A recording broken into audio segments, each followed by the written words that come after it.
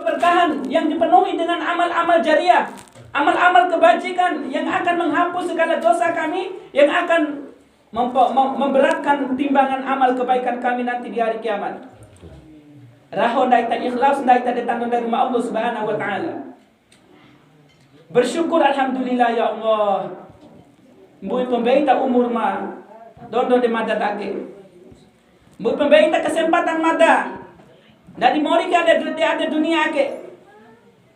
Mbui pembeita kesempatan dari mada untuk memperbaiki keluarga, mendidik anak dan keturunan, memperbanyak amal dan kebajikan. Kemudian kita bertaubat, beristighfar datang dari Allah Subhanahu wa taala. Salawat dan salam kita haturkan kepada junjungan kita Nabi Muhammad sallallahu alaihi wasallam. Nabi akhir zaman, khatimul anbiya, sayyidul mursalin. Nabi yang kita harapkan syafaatnya di hari kiamat nanti. Semoga kita dengan selalu mengucapkan Allahumma sholli ala Muhammad sallallahu alaihi wasallam. Sallu alaihi. Ini adalah merupakan wasilah bagi kita untuk mendapatkan syafaat Rasulullah sallallahu alaihi wasallam di hari kiamat nanti. Amin Allahumma amin ya rabbal alamin. Jemaah takziah yang dirahmati Allah Subhanahu wa taala, ada satu hadis yang diriwayatkan oleh Imam Tirmizi dalam kitab sunannya. Beliau mengatakan hadis ini adalah hadis hasan. Hadis hasan itu adalah hadis yang sahih.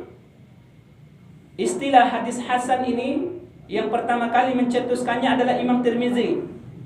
Karena sebelum itu hanya ada dua istilah, hadis sahih sama hadis dhaif. Hadis sahih udah otomatis kita langsung pakai untuk kita jadikan hujah dalam beramal. Hadis dhaif tidak bisa dipakai dalam untuk dijadikan hujah dalam beramal. Akan tapi di sana ada hadis yang kalau dilihat tidak terlalu dhaifna, tidak terlalu sahihna. Maka Imam Tirmizi rahimahullah taala mencetuskan satu istilah namanya hadis hasan. Namanya hadis hasan. Dan salah satu contoh dari hadis hasan itu yang kami sampaikan sekarang dan kita bahas sekarang ini. An Abi Hurairah radhiyallahu anhu qala Rasulullah sallallahu alaihi wasallam, "Aksiru az-zikra hazimil lazzat." Perbanyaklah kalian mengingat yang memutuskan kenikmatan. Dan disebutkan oleh Ibnu Hajar Al-Asqalani rahimahullahu taala al-maut, yaitu kematian. Sentaben sore daita ngahi Rasulullah sallallahu alaihi wasallam mori akbala punya sentikan daita dalam perjalanan atau orang yang melakukan perjalanan sanawa sai semporo. De ate mahki kai hompa kai daita lampa pana kai liro sanawa semporo. Tujuan kita adalah akhirat, kehidupan yang kekal. Kehidupan yang abadi, kehidupan yang aslinya. Apalagi Rasulullah sallallahu alaihi wasallam bersabda, umur umatku ini di antara 60 tahun, 60 tahunan. Jadi kalau ada yang diberikan oleh Allah Subhanahu wa taala 63 tahun ke atas, umur Rasulullah 63 tahun, 63 tahun ke atas berarti itu adalah pengecualian. Akan tetapi kebanyakan umat Muhammad SAW akan diwafatkan sebelum umur 60 tahun itu atau sebelum 63 tahun itu. Maka akan ada di renungan bagi kita. Alhamdulillah, kai nikmat terbaik dari Allah Subhanahu wa taala. Kita sehat, kita bisa berpendidikan, sekolah, memiliki ilmu, lalu kemudian setelah selesai sekolah kita menikah, memiliki istri, kemudian memiliki anak, lalu kemudian kita mengumpulkan harta, kita hidup selayaknya orang hidup, memenuhi segala kebutuhan kita, keluarga kita, itu semua adalah ibadah di sisi Allah Subhanahu wa taala. Akan tetapi wahai kaum muslimin yang dirahmati Allah Subhanahu wa taala, kenikmatan-kenikmatan ini ternyata akan diputuskan oleh satu istilah yang namanya kematian. Aksiru, perbanyaklah kalian mengingat hal yang memutuskan kenikmatan tersebut, yaitu kematian. Lalu kami akan membahas bagaimana cara kita mengingat kematian. Firman Allah Subhanahu wa taala menjelaskan, ya ayyuhallazina amanu, wahai orang-orang yang beriman, ittaqullah, bertakwalah kepada Allah Subhanahu wa taala, wal tanzur nafsum ma qaddamat li ghad. Makna li ghad ini adalah yaumul ghad, hari esok. Maksudnya hari esok adalah hari setelah kita hidup, hari setelah kita mati. Hari setelah kita hidup dari dunia dan dimatikan oleh Allah Subhanahu wa taala, diwafatkan dan dimulai dengan alam barzakh, alam kubur. Itulah yang dimaksud dengan yaumul ghad, hari esok.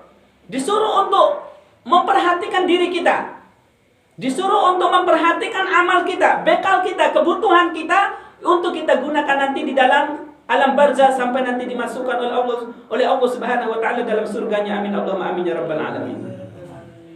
Allah Subhanahu wa taala mengatakan atau berfirman dalam Al-Qur'annya, sesungguhnya anak dan harta kalian itu adalah fitnah. Kita biasanya suka dengan 3 hal manusia itu. Yang pertama adalah dengan wanita. Yang pertama dengan wanita. Makanya banyak sekali na'udzubillah orang-orang tertentu atau yang kurang mengerti tentang makna kehidupannya, taunya nikah saja, nikah, yang penting nikah. Istri sampai berapa wallahu alam, padahal dibatasi oleh Allah Subhanahu wa taala hanya 4. Istri yang kelima adalah zina. Ini adalah paten hukumnya, tidak boleh diganggu gugat. Istri yang kelima adalah zina. Kalau mau menikah lagi, silakan ceraikan dulu istri yang satu, baru boleh menikah. Istri seorang umat Muhammad SAW tidak boleh lebih dari 4. Lalu kemudian wahai kaum muslimin yang dirahmati Allah Subhanahu wa taala, dengan pernikahan dengan istri kita, banyak istri itu mohon maaf yang menjerumuskan suaminya ke dalam api neraka ma'azallah dengan segala banyak tuntutannya. Dengan segala banyak tuntutannya. Weli akid, weli ede. Padahal jelas suami ini tidak memiliki apa-apa, pekerjaan seperti itu, penghasilannya sudah seperti itu, gajinya cuma segitu, tapi permintaannya di atas rata-rata, waliyadzubillah. Akhirnya apa? Mengharuskan suaminya ini berpikir keras, bagaimana caranya menempuhlah jalan-jalan yang tidak baik untuk memperoleh rizki, untuk memperoleh kekayaan, untuk memenuhi kebutuhan istrinya. Ini adalah fitnah yang akan menjerumuskan kita ke dalam api neraka. Maka Allah Subhanahu wa taala memberikan betul peringatan kepada kita. Ya ayyuhalladzina amanu, wahai orang-orang yang beriman, ittaqullah wal tanzur nafsun. Nafsun itu adalah kembali kepada diri kita sendiri, bukan kepada istri, bukan kepada anak, bukan kepada keluarga atau masyarakat kita, bukan. Diri kita dulu yang paling utama kita perbaiki. Selamatkan diri kita. Karena nanti di hari kiamat ternyata harta yang kita kumpulkan tadi, istri yang paling kita cintai, kita berani untuk melakukan pelanggaran terhadap Allah Subhanahu wa taala hanya untuk memenuhi kebutuhan istri, kebutuhan anak kita, kebutuhan keluarga. Ternyata nanti di hari kiamat mereka tidak mau menengok kita sedikit pun. Yauma yafirrul mar'u min akhihi wa ummihi wa abihi wa sahibatihi wa banihi likulli imri'in yawma idzin sya'nu yughnihi wujuhu yawma idzin musfira dhahikatun mustabshira wa wujuhu yawma idzin 'alayha ghabara tarhaquha qatara ila ulaika humul kafaratul fajara. Allahu akbar. Itu bedu bayi remet cinta itu ada di dunia re. Bedu bayi menggahi cinta mati re. Hidup mati selalu bersama. Ternyata nanti di hari kiamat eta tahan pahun daita larai ngemo ya firru. Ya firru itu beda dengan yajri. Kalau yajri hanya lari biasa saja. Kalau ya firru itu dalam bahasa Arab rai tembiri. Rai ngemo pailuannya menghilang kahingka. Luar biasa sekali. Begitupun anak kita wahai kaum muslimin yang dirahmati Allah Subhanahu wa taala. Yang kedua yang paling kita cintai adalah anak. Yang paling kita cintai adalah anak. Coba lihat ibu-ibu di kampung-kampung atau di mana. Hakko kenari pada doa anak. Bau bencampungun. Belum hakko anak nahu. Subhanallah. Jadi saat kita tidak memandang lagi siapa yang salah, siapa yang benar, bagaimana awal mula permasalahannya, bagaimana solusinya, tidak. Yang penting marah dulu. Tidak dikencau antara inal-inan atau antara amal-amal. Allahu Akbar. Itu sudah menjadi fitnah. Anak kita nangis. beol ngompol, tapi waktu sholat sudah tiba. Uru wali wa operana itu, waktu tidak hadir. Sefinta wali ke bateri, sefinta wali ke batai. Enggak hilang lo kadang kita temukan auto sampai kata ini repot usah deh. Uru anaknya. Kabun, itu cara sampai sampu serumbu nih. Kerasa serumbu nih, kerasa serumbu, deu. Kemudian sabun sampai selesai hilangkan kotorannya, baru kemudian kita ambil air wudhu sholat. Setelah itu silakan bermain-main dengan bercengkrama dengan anak dan keluarganya. Yang ketiga, wahai kaum muslimin yang dirahmati Allah Subhanahu wa taala, yang sering kita jadikan sebagai sumber kenikmatan adalah harta. Harta. Wah, tiwaran poin ini ada itu di dunia. Orang baik berumah sepeda naik Honda. Orang baik Honda sebuah, baik balik sebuah wali. Rata-rata coba cek aja di rumah kita masing-masing ini. Satu. Siapa yang di dalam rumah yang tidak ada HP? Berapa orang di dalam HP itu berarti sebanyak itu HP di dalam rumah tersebut. Berapa orang di dalam rumah tersebut berarti sebanyak itu pula lah HP yang ada di setiap rumah itu. Bahkan sekarang tren dengan motor. Setiap anak kita beliin motor. Kemudian sekarang lagi sudah alhamdulillah mendapatkan rezeki Allah Subhanahu wa taala, rame-rame kita beli mobil. Untuk apa? Agar kita kelihatan keren, agar kita kelihatan layak, agar kita kelihatan terhormat, agar kita kelihatan wow. Padahal wahai kaum muslimin yang dirahmati Allah Subhanahu wa taala, semua itu silakan kita memiliki apapun. Allah Subhanahu wa taala menyuruh kita untuk menjadi orang kaya, tidak menyuruh kita untuk menjadi orang miskin. Rasulullah SAW bahkan menyuruh kepada kita untuk jangan sampai menjadi orang kaya, jangan sampai menjadi jangan sampai menjadi orang miskin, karena kemiskinan itu dekat dengan kekafiran. Fakir itu dekat dengan kekafiran. Wal yakhshal ladzina law taraku min khalfihim dzurriyyatan dhi'afa, itu ayat Allah Subhanahu wa taala. Dhi'afa di situ adalah lemah. Lemah maksudnya lemah tubuhnya, lemah akidahnya, juga lemah hartanya. Mu'az bin Jabal radhiyallahu anhu ketika bertanya kepada Rasulullah, "Ya Rasulullah, mada kentang garot tolong buat." Garot mada botok, naik. Pala anak tu siwem puas buang apa? Apakah lo mada wakafkan secara akid dong? Atau dia ambil di badan ambil zakat? Atau di Baitul Mal? Enggak, Rasulullah sallallahu alaihi wasallam aina wakafkan secara. Kamu harus lebih memperhatikan anak perempuanmu ini, jangan sampai sepeninggalan kamu nanti dia menjadi orang yang fakir. Jangan sampai setelah kamu meninggal nanti si dia meminta-minta. Larah orang itu. Padahal tuan-tuan tarwara. Maka kaum muslimin yang dirahmati Allah Subhanahu wa taala, ayat Allah sudah kita sampaikan. Hadis Rasulullah sudah kita jelaskan bahwasanya kita harus menjadi orang kaya. Tapi kaya yang bagaimana? Kaya yang taat, kaya yang takwa. Yang ketika dia usaha, datang waktu azan, dengar azannya, kita datang ke masjid, sholat berjamaah. Yang ketika kita sudah panen, keluar usahanya atau keluar gajinya, kita terima gaji berapa juta dan sebagainya, kita ingat kewajiban kita apa? Zakat. Di samping zakat, infak, sedekah. Kita tunaikan semua itu. Kita bersihkan harta kita, kita bersihkan waktu kita, kita bersihkan amal kita, maka insya Allah semua itu nanti akan berkah di sisi Allah Subhanahu wa taala. Allahu Akbar. Inilah kenikmatan-kenikmatan yang diberikan Allah Subhanahu wa taala. Ternyata semua itu ditutup oleh hadis Rasulullah sampaikan balmada akade kembotok kuara mate. Yang karena mate itu nanti akan memutuskan semua kelezatan.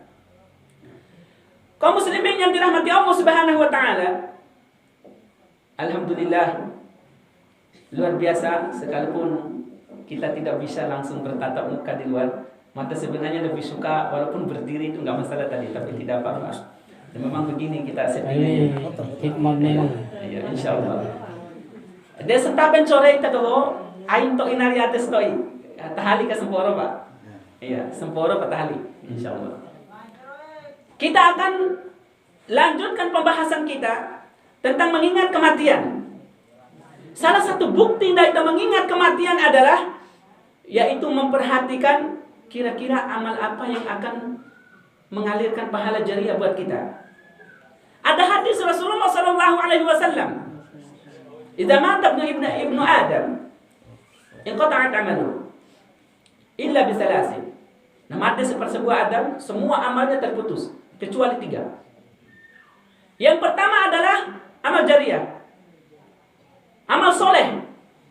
Yang kedua, sedekah jariah. Kemudian yang ketiga adalah ilmu. Yang pertama adalah sedekah jariah. Kemudian yang kedua adalah anak soleh yang selalu mendoakan dan ilmu yang bermanfaat. Ini 3 hal. Tapi wahai kaum muslimin yang dirahmati Allah Subhanahu wa taala, ternyata ketiga hal ini bisa kita dapat di dalam satu amal yang paling mulia, yaitu anak yang soleh tadi. Tahu seperti anak soleh, maka sedekah jariah kita pasti akan dapatkan. Ilmu yang bermanfaat pasti kita akan dapatkan. Ikutilah para ulama kita di dalam mendidik anak kita. Yang pertama, ketika mereka kecil atau sebelum lahir. Atau mohon maaf, pertama kali kita bikin anak, kata Allah Subhanahu wa taala, doa. Jangan sampai syaitan itu ikut bersyarikat di dalam membuat anak. Karena kata Rasulullah SAW, sesungguhnya syaitan itu akan bersyarikat terhadap kalian di dalam makan, minum, dan juga di dalam jima.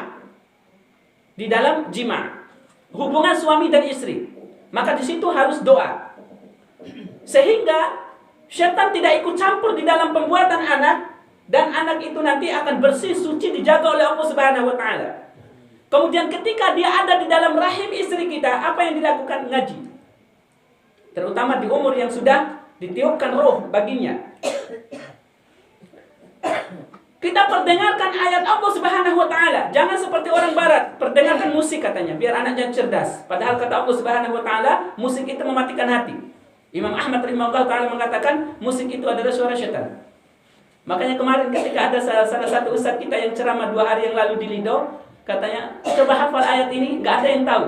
Wah, kebanyakan musik dalam hatimu katanya, kan susah masuk ayatnya. Allahu Akbar. Maka wahai kaum muslimin yang dirahmati Allah Subhanahu wa taala, setelah melahirkan, pas keluar anak kita itu mengeluarkan suara tangisan, apa yang kita lakukan? Azan. Lalu kemudian setelah itu kita ambil kurma ajwa, lalu kemudian kita letakkan di atas langit-langit mulutnya yang di atas. Ya. Itu namanya tahniyah. Itu sunnah Rasulullah SAW. Kalau kita melakukan hal seperti itu, kata Rasulullah SAW, itu adalah imunisasi syariah, imunisasi nabawiyah, ilahiyah. Akan terganggu, akan terlindungi dari segala penyakit. Lalu kemudian salah satu tanggung jawab kita adalah memberikan air susu selama 2 tahun. Jangan dikurangi. Selama 2 tahun. Lalu kemudian setelah itu sambil belajar ngaji kalimat Allah Subhanahu wa taala, la ilaha illallah, Allahu akbar, kita perkenalkan Allah, perkenalkan kalimat-kalimat thayyibah dengan suara azan, ayat-ayat Allah Subhanahu wa taala minimal huruf-huruf hijaiyah kita udah kenalkan sampai umur 2 tahun. Setelah umur 2 tahun, insyaallah tidak warna losan gahimihan. Itu zaman aki masyaallah anak itu di mana. Abu jauh gahimihan. Allah Akbar. Akan tetapi semua itu tergantung ibunya, tergantung bapaknya. Kasih tahu secara baik-baik. Enggak himake tahun anak. Enggak himake pati pehe. Enggak himake dosa kain. Lalu kemudian ibunya dia harus solehah. Salat. Jadi sentak beta ndai ta mau nikah, bahkan orang tahu anak, bahkan ita doang orang tahu cucu, mori selama ake tampu campur lah bawa intoin waure. Bagaimana keadaan istri masing-masing? Solatkah? Kalau seandainya istri kita tidak solat, yang pertama kali nanti diazab di hari kiamat adalah suaminya. Yang pertama kali nanti diazab adalah suaminya. Kenapa? Karena ketika proses ijab kabul itu, kita sudah menerima semua tanggung jawab bapaknya terhadap putrinya ini, langsung kita pikul sebagai suami. Paling utama adalah sholat. Kalau seandainya ada istri keluar rumah tidak pakai jilbab, yang paling berdosa adalah suaminya. Baru kemudian saudaranya. Maka oleh karena itu kemudian usah orang mau maki-maki asam atau iya. Kalau nanti dia sedih berarti orang lepas tanggung jawab. Maklum sanai-nai secau-cau muat dai-dai berarti lulugakan. Ya. Karena bagaimanapun juga Nabi Nuh alaihi salam memiliki anak, mohon maaf, yang durhaka. Ini anak seorang nabi. Maka wati barana istilah dia anak guru aus mendaki. Dia anak ustaz aus mendaki. Ana kencara ustazna, ana kencara bapan. Orang wartaina, palawati kedeen. Wati kedai kan ada, wati batu negahi. Setelah kita memberikan nasihat, bimbingan terhadap istri dan keluarga kita, dosa yang dia lakukan itu nanti dia tanggung sendiri. Akan tetapi wahai kaum muslimin yang dirahmati Allah Subhanahu wa taala, di pengadilan Allah nanti tetap kita yang dihakimi. Rengwatai jam wero anak. Yo rengwa poda. Au cawma kau ke kani jilbab, dia pala tahu kani kan jilbab. Sekali pengwati, sanai sencau-cau. Terus namune padahal dari rumah Allah Subhanahu wa taala itu Maha tahu. Hanya saja ingin mengungkapkan kebenaran itu melalui lisan kita. Kalau saja Allah Subhanahu wa taala membuka semua kitab yang kita miliki, sudah dicatat apapun yang kita lakukan sudah selesai. Tapi Allah ingin kita sendiri yang ngomong. Yang mengakui kesalahan kita di hadapan Allah Subhanahu wa taala. Maka wahai kaum muslimin yang dirahmati Allah Subhanahu wa taala, anak ini kalau seandainya menjadi anak yang soleh, Allahu Akbar. Pernah kita sampaikan hadis Rasulullah sallallahu alaihi wasallam, hadisnya Tabrani yang diriwayatkan oleh Imam At-Tabrani dalam kitabnya Pian Balandai Semate, mai malaikat kan niki waktu sembea namai wa ak doku akabar isin. Wa pala waran kosor sodi bendaita. Au kami wa doku, au kami isina ake war doa anam, war sedekah anam dari runggomi, war ngaji nah hadiah ben pahala dari runggomi. Ake war sialah sendalan akasigi dari anak yang soleh. Akhirnya pahala jariahnya buat kamu yang punya anak juga. Sana ada yang tahu anak. Sana ada yang tahu anak. Setiap kali waktu sholat ternyata Masya Allah itu akan datang, diantar, diberi kabar terhadap kita. Kalau seandainya pada saat itu doku ada waktu pada isi kosong. So di bendaita, bau kami kosong kan? Dia nanti kosong ni, anam lebat tali redum tikon badan kon lak sigi. Wanti tay toy na ay mori manam re. Kau kay lalaw sampai aja lalaw ka sigi. Kau kay kakarawi kewajiban. Dia nak bunda jana ada sih dia wali. Law re tali tikon badan kon bonto honggon. Allahu Akbar, Allahu Akbar. Semua itu kita akan tanggung wahai kaum muslimin yang dirahmati Allah Subhanahu wa taala ketika kita berada di dalam kuburan. Nanti kalau seandainya kebetulan anak kita dalam keadaan soleh, kita akan mendapatkan pahala jariahnya dan kita akan mendapatkan kenikmatannya setiap kali waktu sholat tadi. Hadis tersebut adalah hadis sahih dan bisa kita pakai dan jadikan keyakinan. Alhamdulillahirabbil alamin. Semoga desa Daita Desa Cirake menjadi desa yang diberkahi oleh Allah Subhanahu wa taala.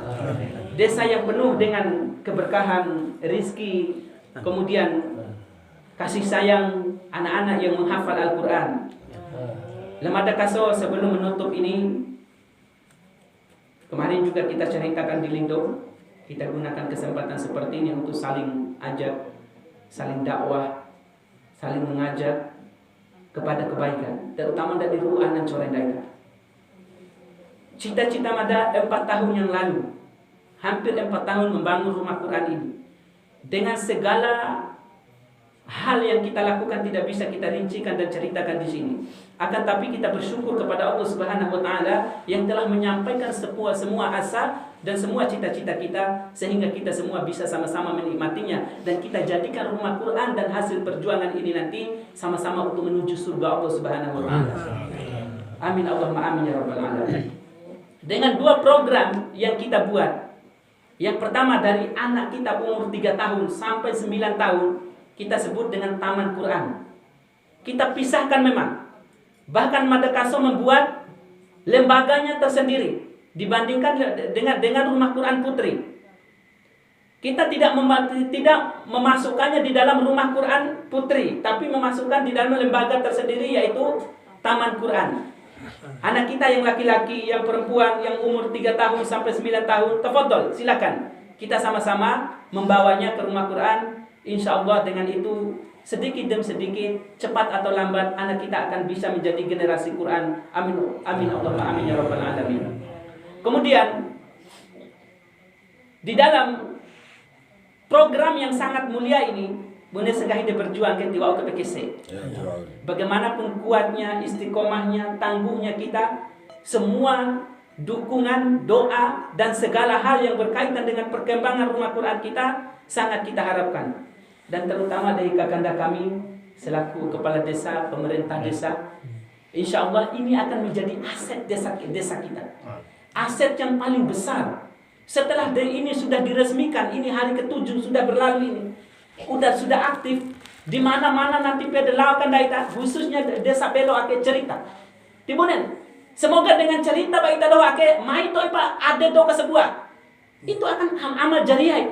Oh, wala rumah Quran tak kah? Yo wala. Terus nabunen kan, udah nak ceritakan benda. Akhirnya mereka tertarik bawa anaknya ke sana dan dia bisa belajar anak itu menghafal Al-Quran. Selama itu pula nanti kita akan mendapatkan pahala. Allahu Akbar. Kemudian untuk yang putrinya berarti umur 10 tahun sampai 23 tahun. Ya, kita juga membuka rumah Quran putri untuk tinggal di dalam. Sekarang sudah 8 orang. Ada 5 orang ini sudah dari desa Risa malah. Demboton Sapana desa. 1 orang dari Parador, 1 orang dari Talabiu, 1 orang dari Cerah. Ya. Jadi yang kita garis bawahi ini 1 orang dari Cerah. Ya.